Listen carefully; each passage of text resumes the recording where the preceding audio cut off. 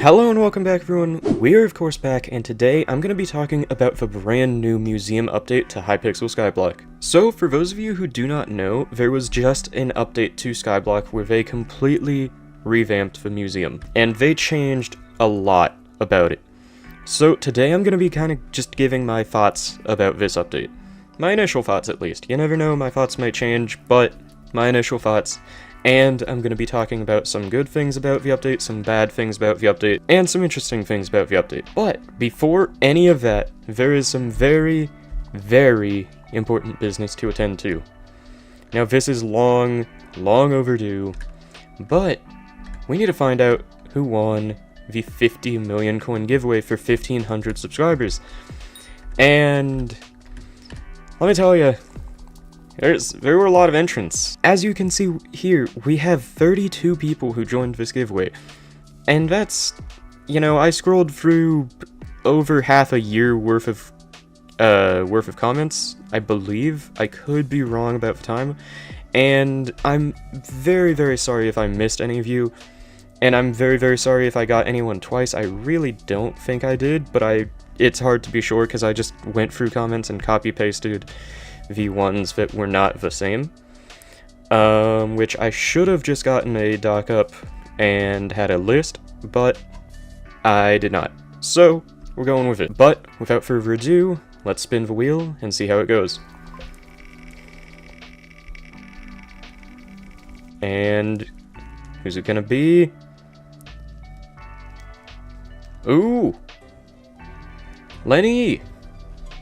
You are the winner of 50 million coins, and I will make sure to comment on your comment and let you know about it. So, thank you for joining the giveaway, and thank you for subscribing once again. And, once again, thank you to everyone who joined this giveaway, and absolute best of luck to you all with the next giveaway at 2,000 subscribers, which hopefully should be by the end of this year, or hopefully even before the end of the year. But, now that we've done that, let's get back into the video. Okay, so where was I?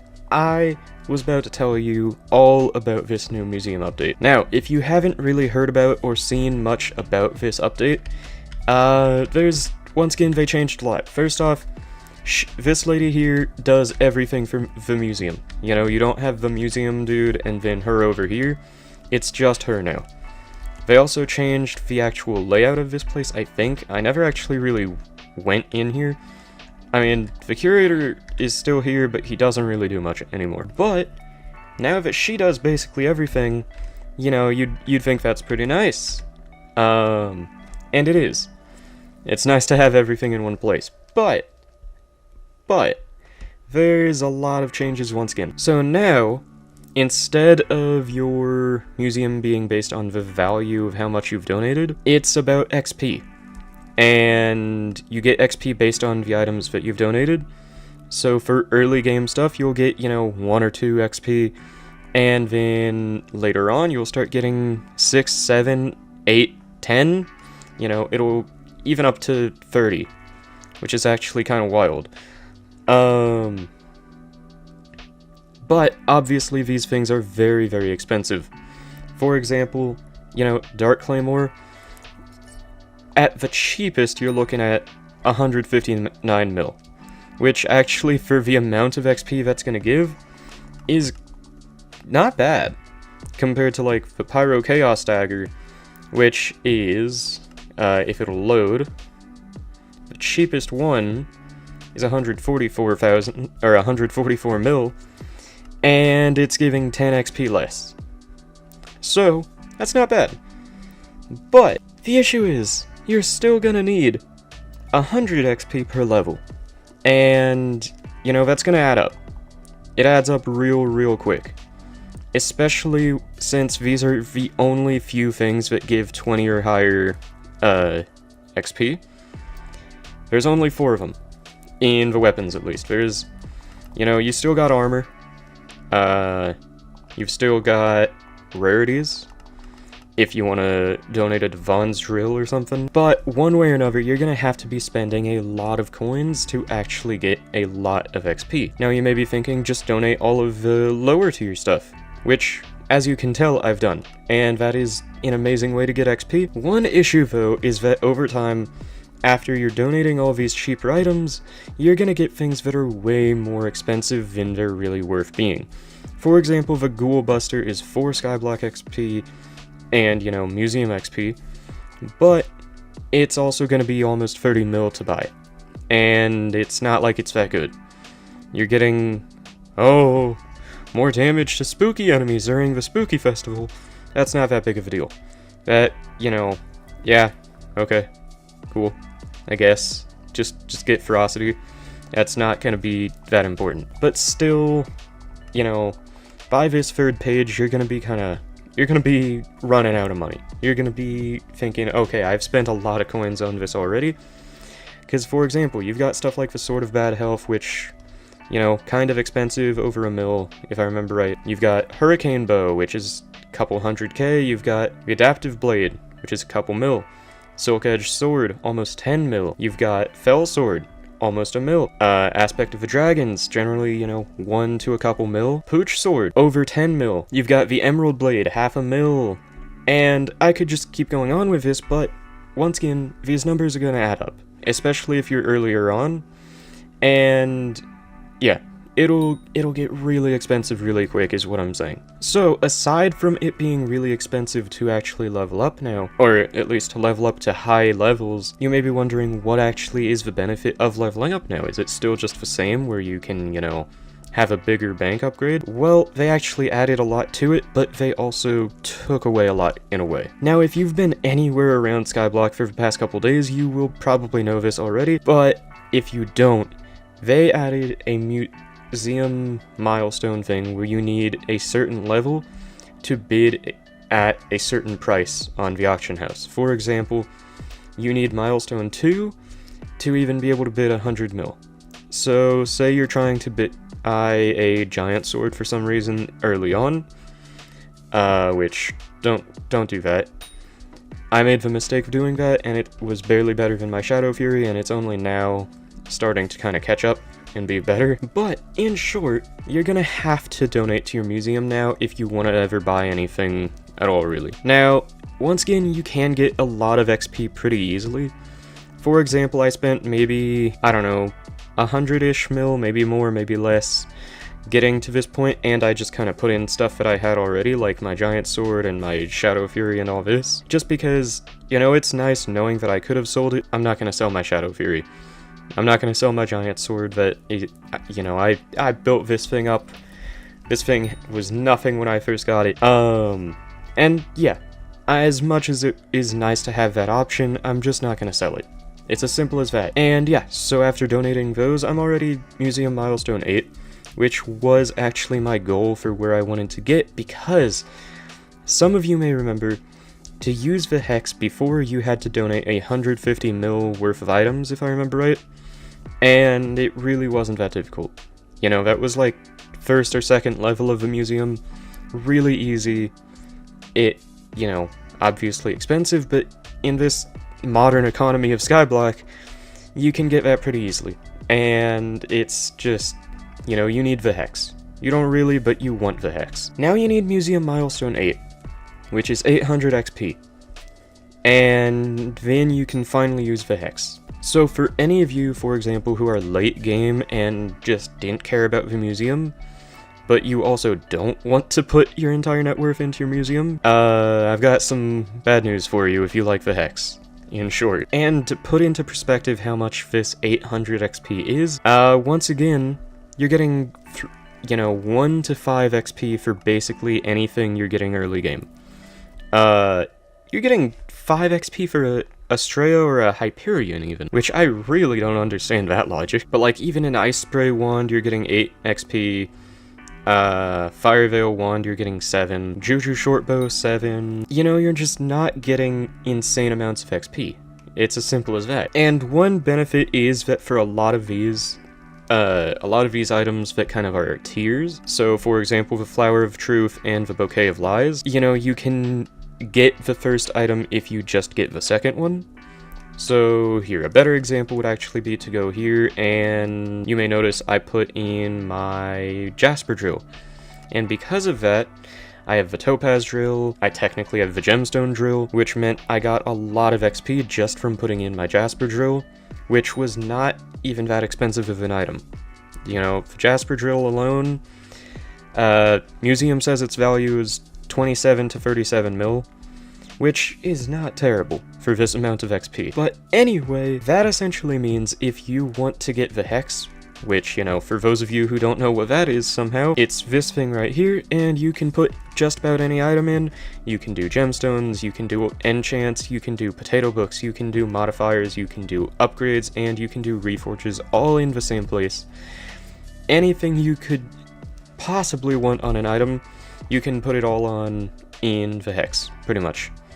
And yeah, so if you want to be able to use that, you need to donate a lot to the museum. You need to spend a lot of coins, and most of it just has to go right into your museum. A lot of it's not going to be items you're ever going to need, not going to be items you're ever going to want, but you just need to do it just if you want the hex. And also if you want to be able to bid 500 mil in the auction house. But by now, you've probably noticed the fact that it also says bits bonus and bank interest at the bottom there. Now, that essentially means you get a massive bonus for bits from your booster cookies. So, before this, I had, I believe it was 9,120 bits per cookie, and after hitting level 8, I'm getting almost 10,000. Now, if I was to max this out, that goes up to level 30. I'm not even a third of the way there. Which, you know, think about it real quick, that would go up to an insane number. And considering that I use bits as one of my primary methods of making coins, just because I can make profit from them, this is gonna help a lot with that. But, one thing I've thought about that I don't think anyone else has really mentioned, this is playing a bit of a dangerous game, because... What? Okay, that freaking terrified me for a second. I just accidentally pressed Q instead of W, and it looked like I destroyed my giant sword. That would have been terrible. Anyway, as I said, there is one thing that I haven't seen anyone mentioning, but genuinely kind of terrifies me since, as I said, I make a lot of my coins from just, you know, AFKing for bits. One thing, once again, I don't think anyone's really talked about. There's of course going to be the people who max out their museum, and I don't really think that people by that point would care too much about making coins from bits, because, you know, the coins the coins per hour ratio is not great. It's just good if you don't really like actually doing anything, because you can just AFK for it. But still, you can do it while doing other money-making methods, so it's still an issue. But there's gonna be the people who max out their museum. There's gonna be the people who get that, like, 30% bonus total. And they're gonna be making a lot more bits than anyone else, even if they have the same kind of, you know, fame level as everyone else. And they're gonna be able to buy everything else way quicker than everyone else. They're going to be able to buy more of everything else way, way easier than everyone else can, and they're going to be able to buy more of them per cookie. So, all of these books and all this are probably going to drop in price, which they already are doing, and that's not good. If you like making money from bits, and if you know, don't have your museum maxed out, that's terrifying. Now, it's not... The money-making method isn't completely broken yet. I can't say that it is. But just looking at the bizarre kind of price helper thing, these prices have dropped. Like, the last couple times that I've looked at these have been upwards of 6 mil per, and now it's 5 or below. You know, expertise is down to 4.75. This is getting dangerously close to a point of 1 mil per 1,000 bits, and I'm guessing it's only going to get worse from there. But obviously there is a bright side here. If you don't like using bits to make your money, or if you can't make profit with them or whatever else, this of course means that all of these books and all that are just gonna get cheaper. Which is obviously not a bad thing objectively, since most people don't really make their coins with bits, I don't think. So, in short, if you do make coins with bits, I'm sorry. If not, then that's good. Now another thing, as I said, is the interest boosts. And as you can see here, I am making 0.032% more interest on my, on the very bottom level. Or just, yeah, on the bottom level there. You'll see it goes from 0.2 to 0.232. And, you know, once you're starting to deal with a lot of coins, that is going to add up, obviously. And you'll see my interest 1 day ago, I'm guessing that's my interest at least, was that 364,000. And then now it's up to 452,000. So, if you like interest, then this is going to be a good thing for you. Especially since now you're getting up to, you know, more and more for all of these levels. So this has definitely kind of changed the game a little bit. You're going to be making a lot less from selling stuff for bits, and you're going to be making a lot more from your just bank's interest. So you're going to want to be keeping your bank as full as possible for, or at least as full as it needs to be for max interest, as much of the time as you can. Now, back to some good things about this update. You will be able to add a lot more to your museum than you ever were able to before, such as, you know, a lot more of the accessories like the white belt up to the black belt. You'll be able to add, you know, all sorts of different hats. Basically, a lot of the just random things that you can craft and never really had a purpose for now have a bit of a purpose. But since no one's selling them on the auction house, you're still going to have to, you know, actually make them, which is still a bit of a pain, but my guess is that that'll change over time once people kind of realize that there's a little bit of a market for it.